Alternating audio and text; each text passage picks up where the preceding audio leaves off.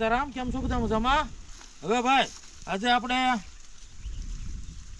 શેરીના ઝાડ પાસે આવ્યા છે. એટલે ભાઈ શેરીનો ફાલ, ચોમાસાનો પછી ઉનાળાનો ફાલ એ પૂરા થઈ ગયા. એટલે હવે વરસાદ રહી ગયો એટલે પછી નવી કોળે આવતી હોય એટલે આને જે હેઠે વજની ડાળ્યું છે એ આપણે કાપી નાખવી પડે ને. આ ફાલ ન આવે પણ હેઠે વજની ડાળ કાપી નાખીએ એટલે ઉપર એનો વિકાસ સારો થાય. એટલે એ તમને બતાવું આ ડાળ કેમ કાપવું જોઈએ. અને પછી ભાઈ આપણે પાછા બીજા ઝાડને ત્યાં અમુક તમને બતાવવાના છે. સફરજનનું ઝાડ બતાવવું છે, એની ત્યાં નાની એક બે ડાળ હેઠળ છે એ કાપી છે એટલે એ તમને બતાવીશ. એટલે જો હવે આ કઈ રીતનું થાય એ રીતનું તમને બતાવું. આમાં તળિયે જો આ રીતની વજની ડાળ્યું હોય, આ બધી વજની કહેવાય. અહીંયા કોઈ જે ફાલ એટલો બધો બેહે નહીં. આ ડાળ્યું એટલી કાપી નાખીએ એટલે ઉપરની ડાળનો વિકાસ વધે એટલે ફાલ વધારે બેહે. એટલે આ રીતે આપણે આ તળિયેથી બધી કાપી નાખવાની છે. એટલે ઝાડ રીતે નમે નહીં, પવન આવ્યો હોય તો પડે નહીં. અને ઝાડ હેઠેથી ચોખ્ખું રહે એટલે એને અમુક જીવજંતુનું ઓલું નાનકડી રોગ ઓછો આવે ઝાડમાં, એ રીતનું થાય.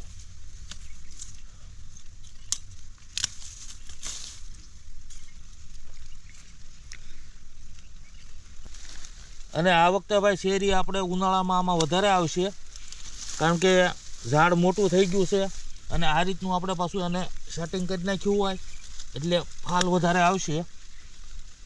અને ફ્રૂટ બહુ છે મસ્ત, આપણે આ વખતે ખાધું એટલે બહુ મજા આવી. એટલે બહુ સારી આવે છે.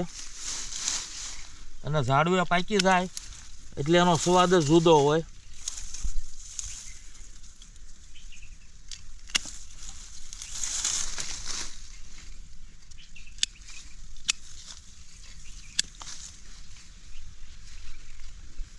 અને ભાઈ આ છે ને બહુ કામની વસ્તુ છે.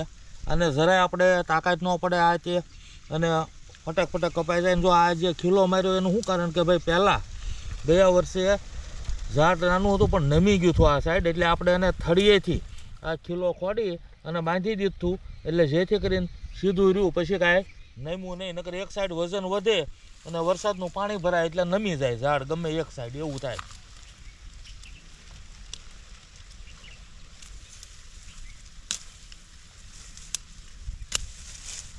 અને ભાઈ આના બે છોડ છે આપણે હાઈ ક્લાસ.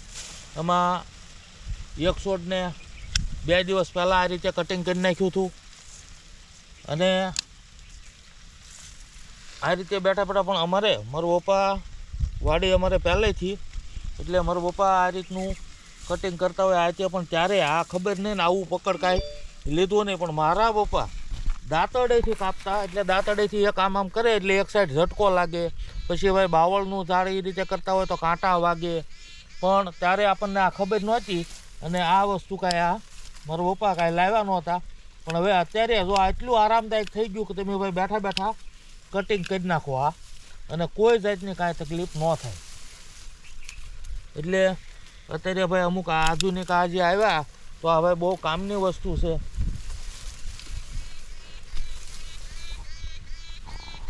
હવે જો આ હેઠેથી બધું કમ્પ્લીટ થઈ ગયું.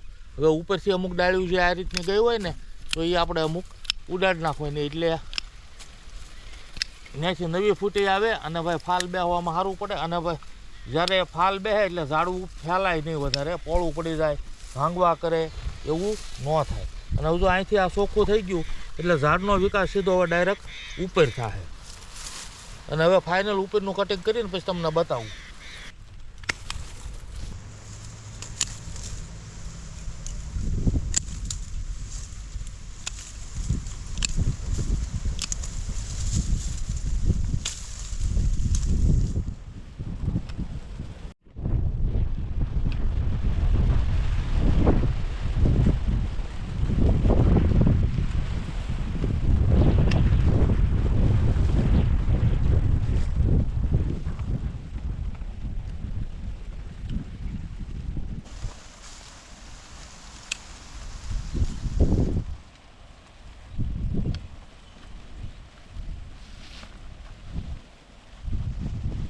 અને અમે જોઈએ કે ભાઈ આપણે કેળાની લૂમ ઘણી મોટી થઈ ગઈ છે. હવે કેળા તે ઘણા ભાઈ આવી ગયા છે.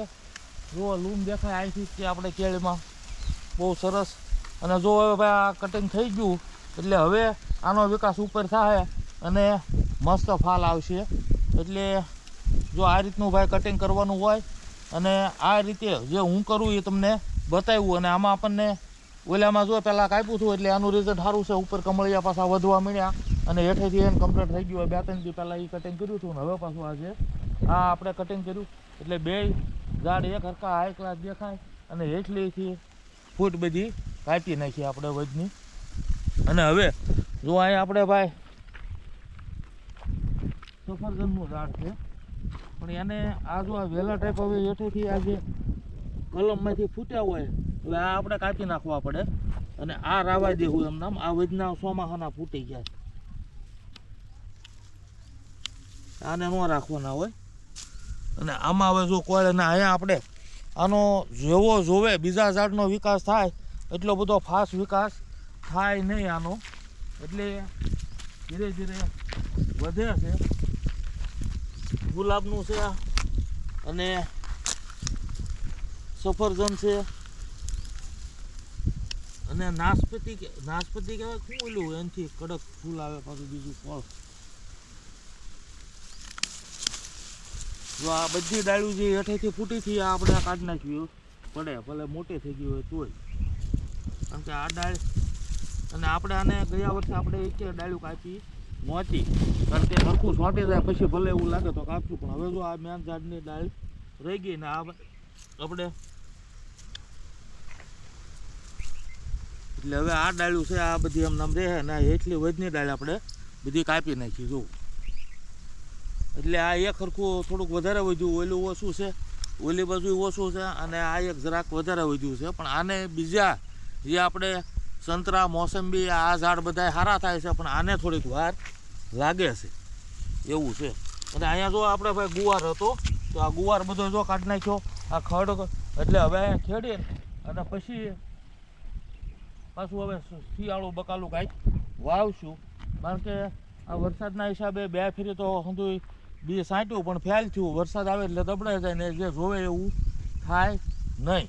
પણ અને બીજા નંબરમાં કે આપણે જે દેશી ખાતરમાં બનાવી બાકી બીજી કોઈ દવા છાંટતા હોય તો પાછું માનો કે જરાક ઉગેલું હોય ને દવા છાંટી એટલે પાછું વધારે એનો વિકાસ થઈ જાય. પણ આપણે દવાથી કાંઈ કોઈ વસ્તુ પકવતા નથી. આપણે જે નેચરલ માટી અને પાણી અને દેશી ખાતરમાં થાય જ આપણે કરીએ છીએ. એટલે આ રીતનું છે ભાઈ. અને હવે જો મોસંબીનો છોડ તો હવે અહીંયા આપણે કટિંગ કર્યું હતું આ 10-12 દી 15 દી પહેલાં. તો હવે પછી એમાં જો નવી કોળીઓ નીકળી ગઈ. એટલે જેમ આપણે એટલું વધનું કાઢીએ એટલે બળ ઉપર જાય. એટલે આ રીતે અલગ અલગ ઝાડને જે રીતે કપાતા હોય એ રીતે કટિંગ કરીએ તો જ ઝાડનો શેપ આવે અને ઝાડમાં જોવે એવો આ ફ્રૂટ આવે.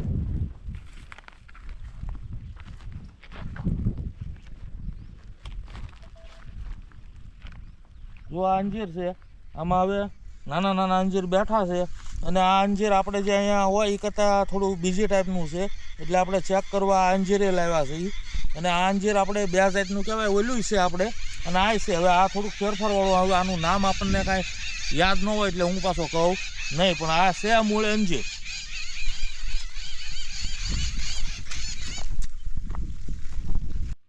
જો આપણે અહીંયા જે રેગ્યુલર અંજીર થાય એ છે આ અંજીર. એટલે અંજીરના જો અહીંયા કોટો ફૂટ્યો છે પણ આ અંજીર નાનું એવું થઈ ગયેલું છે. આ ચોમાસું ગયું એટલે પાંદડા જો આ ફ્રૂટ અહીંયા જે અંજીરનું હતું તો આ અંજીર આપણે પંખીઓએ ખાઈ લીધું. આ એની ઘોડે અહીંયા હતું પણ પાંદડા ઠરી ગયા ને હવે પાંદડા અને નવા ફૂટશે. વરસાદ ઉઈ ગયો ને એટલે. અને જો આ અંજીર ટોટલ પશુ પંખીએ ખાધેલું છે. એટલે ખિસકોલી હોય અથવા પોપટ હોય જેને ખાધું હોય એને. અને આ જો એક અંજીર તો છે આમાં. અને ભાઈ પોપૈયા તો તમે જોયેલા છે. અને પોપૈયા જે હવે ડેઈલી 2-3 પાકે છે. અને ભાઈ પોપૈયા અત્યારે શિયાળામાં હોય એટલે ભાઈ ઠંડી ઋતુમાં ભાઈ પોપૈયા ગરમ કહેવાય. અને બીજા નંબરમાં કે ઘણો ખરો રોગ પ્રતિકારક શક્તિમાં ઘણો ફેર પડતો હોય.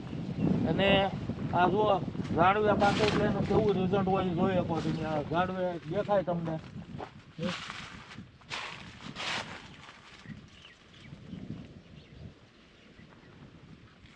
એટલે ભાઈ આવા નવા ઝાડ નવા ફ્રૂટની જે કાંઈ માહિતી છે તમને આપતા રહેવું. અને ભાઈ જોતા રહેજો વિડીયો. વિડીયો પસંદ આવે તો લાઇક શેર સબસ્ક્રાઈબ કરતા રહેજો.